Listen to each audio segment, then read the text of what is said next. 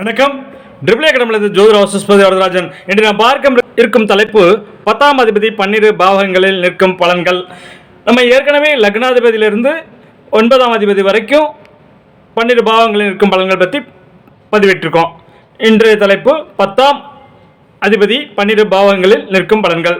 நம்ம சேனலை சப்ஸ்கிரைப் பண்ணாதவங்க சப்ஸ்கிரைப் பண்ணிங்க. அப்போ தான் அவருடைய பதிவுகள்லாம் வரிசையாக வரும். பார்த்து பயனெல்லாம் ஜோதிடத்தை எளிமையாக படிக்க ஆர்வமுள்ளவர்கள் 9788250439 இந்த நம்பருக்கு கால் பண்ணுங்கள். Central government approved BSS 1 year diploma in astrology படிக்கலாம். எளிமையாக படித்து புரிந்து கொள்ளலாம். நடைபெறுகிறது. தலைப்புக்குள்ளே போகலாம். 10ஆம் அதிபதி 12 பாகங்களில் நிற்கும் பலன்கள். 10ஆம் அதிபதி லக்கணத்தில் நின்றால் இளமையில் நோய் தொல்லை இருந்தாலும் பின்னால் தான் பெற்ற சிறந்த அறிவினால் புகழ் கௌரவம் ஏற்படும். கவிதைகள் இயற்றும் ஆற்றல் உடையவர். உயர்ந்த பதவியும் அதனால் செல்வ பெருக்கும் ஏற்படும்.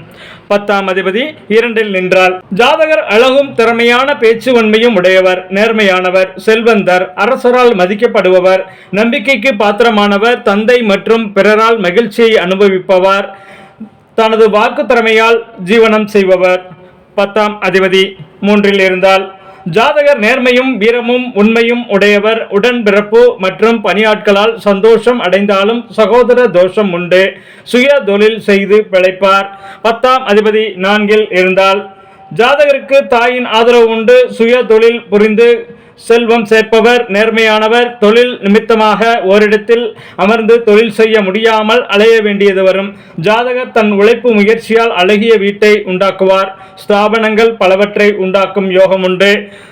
10ஆம் அதிபதி 5இல் நின்றால் ஜாதகர் தனது குலத்தொழில் செய்பவர். தான் கற்ற கல்வியால் சமூகத்தில் கௌரவிக்கப்படும் பெரிய மனிதராக இருப்பார். சாஸ்திர அறிவு உண்டு.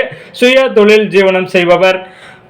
10ஆம் அதிபதி 6இல் நின்றால் ஜாதகருக்கு தந்தை வழியில் தொல்லை இருக்கும். துன்பம் கொடுக்கும் எதிரிகள் இருப்பார்கள். செல்வ வசதி அவ்வளவாக இருக்காது. தந்திர புத்திக்காரர், திடமான தேகம் உடையவர், அடிமை தொழில் செய்பவர். 10ஆம் அதிபதி 7இல் நின்றால் ஜாதகருக்கு மனைவி மூலமாக பொருள் சேரும். இருந்தாலும் களத்திர தோஷம் உடையவர்.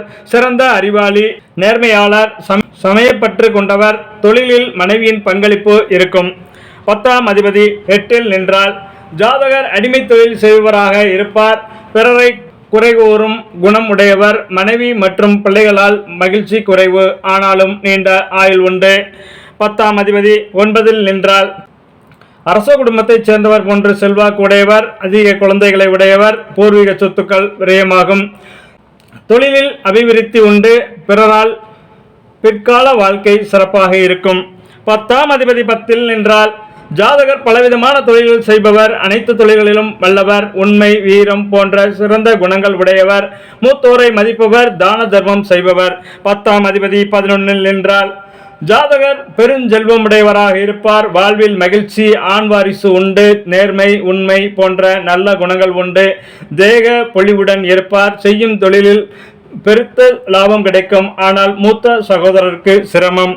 10ஆம் அதிபதி 12இல் நின்றால் ஜாதகர் அரசு வழியில் செலவுகள் மற்றும் பகைவர்கள் வழியில் அச்சம் உடையவராக இருப்பார். தொழிலில் முடக்கம், பொருளாதார நஷ்டம், அதனால் மனக்கவலை. ஆனால் நல்ல போஜன சுகம், சயன சுகம் உண்டு.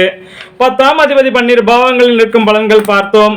தங்கள் ஜாதகங்களில், தங்கள் குழந்தைகள் ஜாதகங்களில் 10ஆம் அதிபதி 12 பாவங்களில் எந்த இடத்தில் இருக்கிறார் என்பதை பார்த்து அதற்கேற்ற பலன்களை தெரிந்து கொண்டு தங்கள் வாழ்வியலில் ஏதேனும் மாற்றம் செய்ய முடியுமா என்பதை பார்த்து அதற்கேற்றவாறு வாழ்ந்து ஆரோக்கியமாக வாழுங்கள், ஆனந்தமாக இருங்கள். வாழ்க வளமுடன், வாழிய பல்லாண்டு. நன்றி.